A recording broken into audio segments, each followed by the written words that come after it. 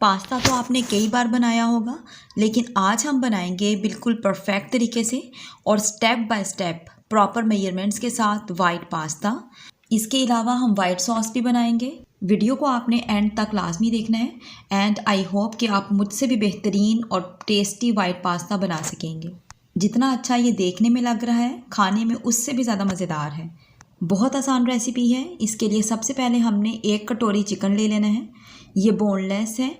Chicken को आप छोटे छोटे क्यूब्स की सूरत में काट लें। चिकन पीसीस का साइज़ 1 इंच से ज़्यादा बड़ा ना हो, अगर इसे छोटा हो सकता है तो ठीक है। सबसे पहले हम चिकन को मैरिनेट करेंगे। इसके लिए हम लेंगे 1 टेबलस्पून लहसुन अदरक का पेस्ट। ये फ्रेश है, अगर आप इसका पाउडर यूज़ करना चाहते हैं तो वो भी यूज़ कर सकते हैं। इसके अलावा हम डालेंगे 1 टीस्पून नमक, 1 टीस्पून कुटी हुई लाल मिर्चें, 1 टीस्पून गरम मसाला पाउडर और इन मसालों के अलावा हम डालेंगे 1 टीस्पून वाइट सिरका। अगर आपके पास सिरका नहीं है तो आप लेमन जूस भी डाल सकते हैं। और इसके अलावा हम डालेंगे 1 टीस्पून सोया सॉस। तमाम इंग्रेडिएंट्स को अच्छे तरीके से मिक्स कर लेंगे। चिकन को कम से कम आपने 10 मिनट के लिए तो लाजमी मैरिनेट करना है। अगर आप इस तरीके से चिकन को मैरिनेट करके बनाएंगे तो चिकन बहुत ही ज़्यादा टेस्टी बनता है। अब हम एक पैन में 3 टेबलस्पून कुकिंग ऑयल डालेंगे और चिकन को 10 मिनट के बाद इसमें डाल के फ्राई कर लेंगे। अच्छे तरीके से मिक्स करें तमाम इंग्रेडिएंट्स को। और अब हमने लो फ्लेम पर इसको कवर करके तकरीबन 5 से 7 मिनट के लिए पका लेना है, क्योंकि चिकन के पीसीस भी छोटे हैं और इसके अलावा हमने इसमें सिरका भी शामिल किया हुआ है, तो ये तकरीबन 6 से 7 मिनट में गल जाएगा। इस दौरान आप 1 से 2 मरतबा चम्मच लाजमी चलाएं। चिकन टेंडर हो चुका है। चलें अब हम इसमें वेजिटेबल्स डाल देते हैं। तो यहाँ पे मेरे पास तकरीबन 2 मीडियम साइज़ की गाजर थी, उन्हें मैंने क्यूब्स की सूरत में काट लिया है। और इसके अलावा ग्रीन ऑनियन है, उसे हमने काट लिया है। और इसके अलावा शिमला मिर्च है, जिसे भी हमने छोटे छोटे पीसीस में काट लिया है। अगर आप इनके अलावा दूसरी कोई और सब्ज़ी आपको पसंद है तो वो भी आप डाल सकते हैं। जैसे कि अगर आप चाहें तो बंद गोभी भी डाल सकते हैं। पहले हम हाई फ्लेम पे तकरीबन 2 मिनट के लिए इनको फ्राई कर लेंगे और इसके बाद हम फ्लेम को लो कर देंगे। इन सब्ज़ियों को हमने बहुत ज़्यादा नहीं गलाना। अगर आपके पास चाट मसाला है तो आप ½ टीस्पून वो भी डाल सकते हैं। इस तरह ये बहुत ही ज़्यादा टेस्टी बनेंगी। इन वेजिटेबल्स को हमने 2 से 3 मिनट के लिए ही फ्राई करना है, ताकि इनका हल्का सा क्रंच बाकी रहे, बहुत ज़्यादा इनको नहीं गलाना। चिकन और वेजिटेबल्स डन है तो हम फ्राई पैन को चूल्हे से उतार के एक साइड पे रख देंगे। इसके बाद हम मैक्रोनी को बॉयल कर लेते हैं।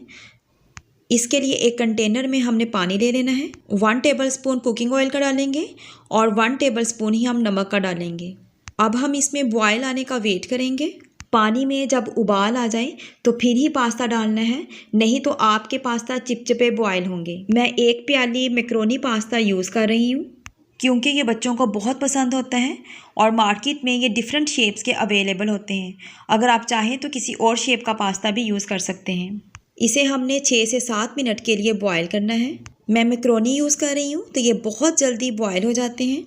मैक्रोनी को हमने पूरा बॉयल नहीं करना, बल्कि इसे हमने 90% ही बॉयल करना है। इसे हम काट के चेक करेंगे। अगर ये इसका हल्का सा रिंग बन रहा हो तो इसका मतलब है कि अभी इसमें हल्का सा कच्चापन मौजूद है। बस हमने इसी स्टेज पर ही गैस का फ्लेम ऑफ कर देना है। अब हमने इसे छान लेना है ताकि इसकी कुकिंग बंद हो जाए और उसे एक साइड पे रख दें ताकि ये ठंडा हो जाए। अब हम बनाएंगे मज़ेदार सी वाइट सॉस, जिसके लिए हम लेंगे 2 टेबलस्पून मक्खन।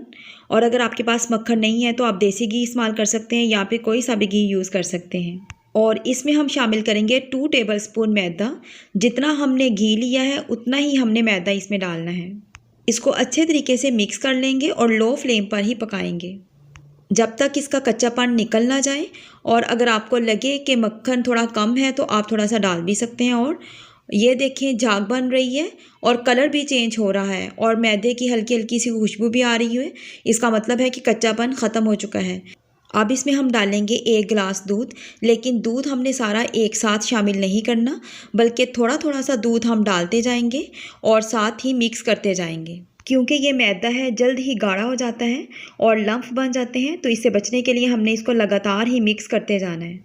3 से 4 बार आपने इसी तरह करना है, थोड़ा थोड़ा दूध शामिल करना है और मिक्स करते जाना है और इस तरह इनके लम्प्स भी ख़त्म हो जाएंगे।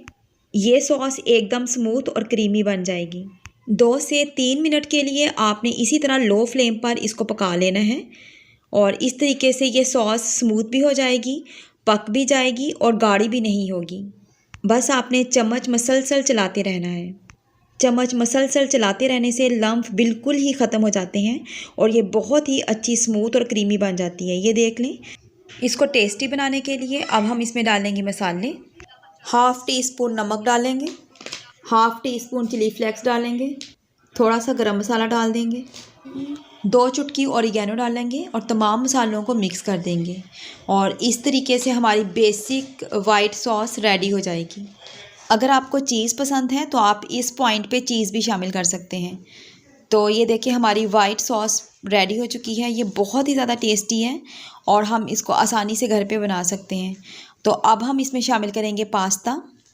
पास्ता को आपने अच्छे तरीके से मिक्स कर लेना है ताकि इसके ऊपर वाइट सॉस की कोटिंग हो जाए।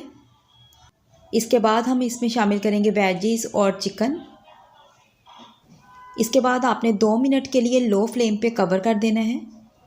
ये रेसिपी आप ज़रूर ट्राई करें और बताएं आपको कैसी लगी। वीडियो अच्छी लगे तो लाइक, शेयर और सब्सक्राइब करना मत भूलिएगा। इशफाक अहमद साहब की इस खूबसूरत सी दुआ के साथ अपनी वीडियो को करेंगे एंड। अल्लाह पाक आपको आसानियाँ अता फरमाए और आसानियाँ तकसीम करने का शरफ़ अता फरमाए। आमीन। Thanks for watching.